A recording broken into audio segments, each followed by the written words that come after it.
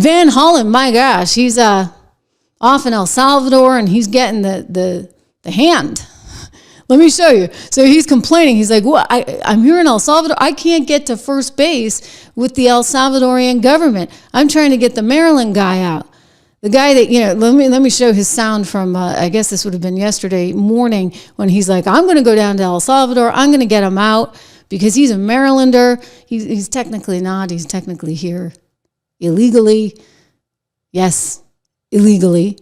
He's from El Salvador. He wanted asylum, but let me tell you, you can't get asylum just because you got gangs in your country. It's actually not a qualifying factor. I know that sounds terrible, and I know it sounds heartless and whatever. The left is like, my gosh, you should be able to if there are gangs, but it doesn't qualify you. I mean, it's not religious prosecution. It's not political prosecution. So if you're from El Salvador and you come here illegally and they catch you, in this gentleman's particular case, according to Pam Bondi, he was alleged to be a member of MS-13, so they didn't actually allow him out on bail.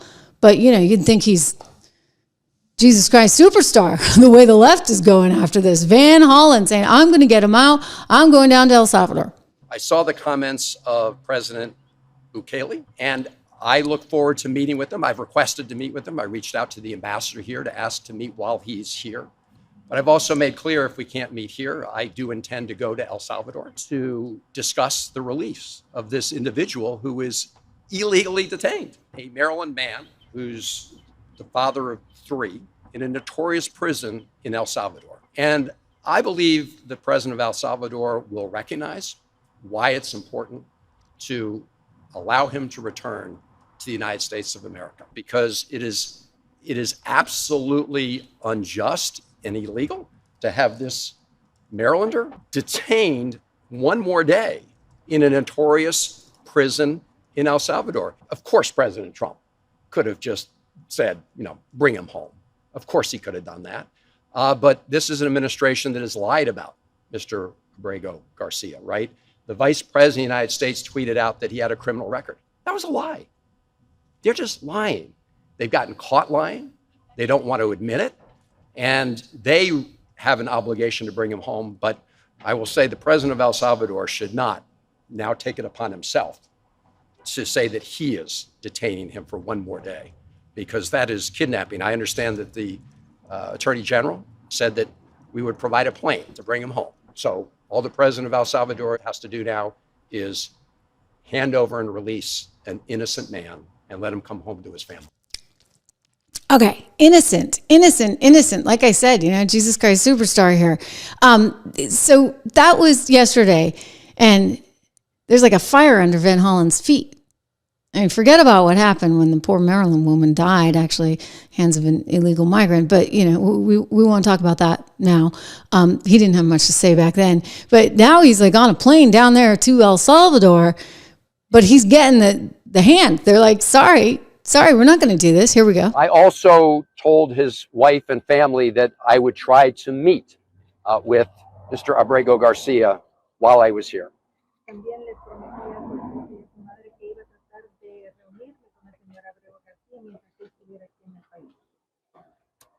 So I asked the vice president if I could meet with Mr. Abrego Garcia.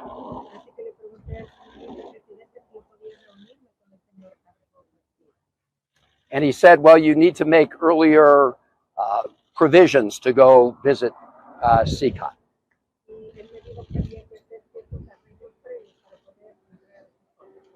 I said, I'm not interested at this moment in taking a tour of CCOT. I just want to meet with Mr. Abrego Garcia.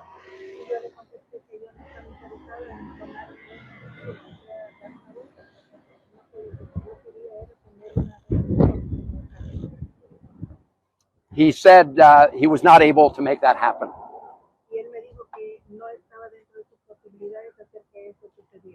I asked, he said he needed a little more time. I asked him if I came back next week, whether I'd be able to see Mr. Abrego Garcia.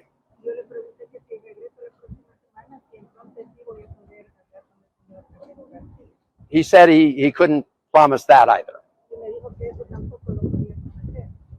So I asked him if I could get on the phone, either a video phone or just a phone, and talk to Mr. Abrego Garcia.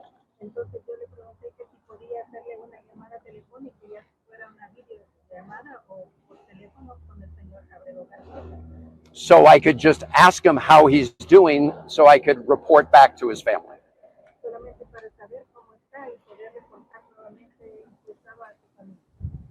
He said he could not arrange that.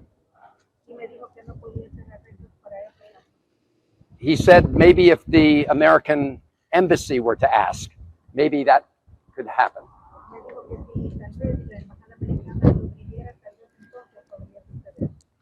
So I will certainly ask the American embassy to ask the government of El Salvador to connect us by phone.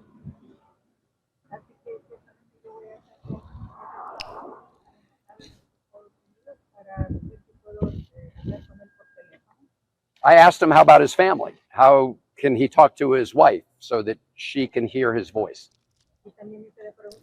Answer, I assume, was no. I let him know that the family has requested that. Yeah. Okay. So he's not getting anywhere with El Salvador, which is kind of interesting. You know, they're just not participating in this. I spoke with one source yesterday who was of the belief that El Salvador may actually have something on this Garcia guy. We don't know. All right. This is just what a source reported back to me. And so remember, like in this entire, and look, I get it. You know, they want to pull on your heartstrings. Oh, he's a father. He's this, he's that. Look, he was here illegally. He had been picked up by law enforcement here in the U.S. They wouldn't let him out on bail. For what reason? Because they believed him to be a member of MS-13. Now, the judge in this particular case is saying, well, we need more proof. We need this, that, and the other. We also want, Pam, for you to show us how you're trying to get him out of this prison in El Salvador. And she's like, yes, see ya. Like, I'm not doing it, right? Go pound sand, you all, because we don't have to, because there's this little thing called the 1798 Aliens Act, which basically allows the president of the United States to expel or deport anyone that is believed to be here and not, and to be a threat to the United States. So they're saying, well, you got to prove that he's MS-13. And Stephen Miller, I'm going to play his sound again. Some of you have heard it on this show, but it's really compelling. And he really lays out the argument well here, because what he's saying is, no, they don't actually have to prove any of that because they deported him back to El Salvador. Okay, so maybe they didn't intend to send him to the prison. He doesn't actually say that. I'm adding that in. But the reality is he's now in El Salvador, which is his home country. And so it's not really the United States' place at this point to be interfering. Stephen says it well, so I'll let him articulate it. Number one, DOJ said a federal court cannot compel the executive branch to engage in any mandated act of diplomacy or incursion upon the sovereignty of another nation. So your argument is that you don't have to bring him back home, but will you? So I want to correct, I hate to do it, Bill, but I got to correct you on every single thing that you said because it was all wrong. First, we won the Supreme Court case, clearly, 9-0. A district court judge said unconscionably that the president and his administration have to go into El Salvador and extradite one of their citizens, an El Salvadorian citizen, so that would be kidnapping, that we have to kidnap an El Salvadorian citizen against the will of his government and fly him back to America, which would be an unimaginable act and an invasion of El Salvador's sovereignty. So we appealed to the Supreme Court, and it said clearly, no district court can compel the president to exercise his Article 2 foreign powers in any way whatsoever. DOJ called me after that Supreme Court ruling, and they said, this is amazing. We won this case 9-0. We are in excellent standing here. So this has been portrayed wrong for 72 hours in the media. They said the most a court could ever compel you to do would be to facilitate return, which would basically mean if El Salvador voluntarily sends him back, we wouldn't block him at the airport. We would put him back into ICE detention, and then he would be deported either back to El Salvador or somewhere else. The Supreme Court said that is the most the government can be expected to do. So we won the case handily. The misreporting on this has been atrocious. Okay, Secondly, I appreciate he was the not, no, Bill, it's important. He was not mistakenly sent to El Salvador. Okay, so do you still He's believe an illegal he is a alien member of from MS? El Salvador. Hold on, this is important. In 2019, he was ordered deported. He has a final removal order from the United States. These are things that no one disputes. Where is he from? El Salvador. Where is he a resident and citizen of? El Salvador. Is he here illegally? Yes. Does he have a deportation order? Yes. A DOJ lawyer who has since been relieved of duty, a saboteur, a Democrat, put into a filing incorrectly that this was a mistaken removal. It was not. This was the right person sent to the right place. Now, some have said, well, but he had a thing called a withholding order. So a withholding order means you've been ordered deported, but an immigration judge is saying you cannot go back to a particular country. Here's the thing. If you are a member of a foreign terrorist organization, you cannot have a withholding order. Since he's in MS-13, there is no withholding order. Furthermore, the gang that he is accused of being persecuted by doesn't exist anymore in El Salvador. The 18th Street gang is gone. So you have an illegal alien from El Salvador. Bill, where are we supposed to send the illegal alien from El Salvador? You haven't even to what country? to ask you a question. Are you convinced he is still a member of MS-13? That was your original charge. Yes. But here's the thing, Bill. Yes, but here, not only am I convinced of it, not only is El Salvador convinced of it, Bill, he's an illegal alien from El Salvador with the deportation order. So his only options in life, Bill, his only options in life are to be deported to El Salvador or to be deported to some other country. That's it. He has a deportation order. So, Bill, you tell me, what country should we deport him to? Tell me, please. Tell me. So Marco Rubio on Sunday morning said this. On Saturday night, another 10 criminals from the I love that because he's like, tell me. Bill's like, so Marco Rubio. And look, Bill's just doing his job. Like, before we pile on Bill, like, listen, part of making an argument stronger is trying to expose any potential flaws with it. And you know where the media is. Like, the media is all like completely on the side that's that of the guy who's here illegally in the country who was alleged to have been an MS-13 member. Like, he is, as I said, Jesus Christ Superstar. They love him. Like, he's it, right? Like, he's the total prophet, and they are taking his side because they've gone completely wild. So I don't think Bill's necessarily taking the side of anyone there. I think he's just trying to say, hey, this is what the other folks are saying. And Stephen then basically shot down brilliantly everything that they're saying, because they don't, whether you like it or not, the law is the law. And when you look at whether you can come here for asylum, the short answer is you can't, just for economic opportunity or because you live in a hellhole where they've got gangs and violence. I mean, it's awful. Don't get me wrong. It's absolutely awful. We are so darn lucky to have been born in this wonderful country. And we need to remember that, okay? We need to remember that. We're proud that we are here and that we are American, but we also want to uphold our American values. And part of upholding those values means knowing who's in the country, when they're here, and having people cross in legally. Like, this should not be that contentious. This shouldn't be an argument. I remember a day when the left was very, very adamant that you couldn't come here illegally. And suddenly, everything's completely, totally changed, and we're responsible for the whole wide world. Just ask Ana Navarro from The View. Why does it hit me so hard? So I have known about this prison for a long time because I read and I follow Latin American news. Mm-hmm. And this place is as bad a prison as can possibly exist.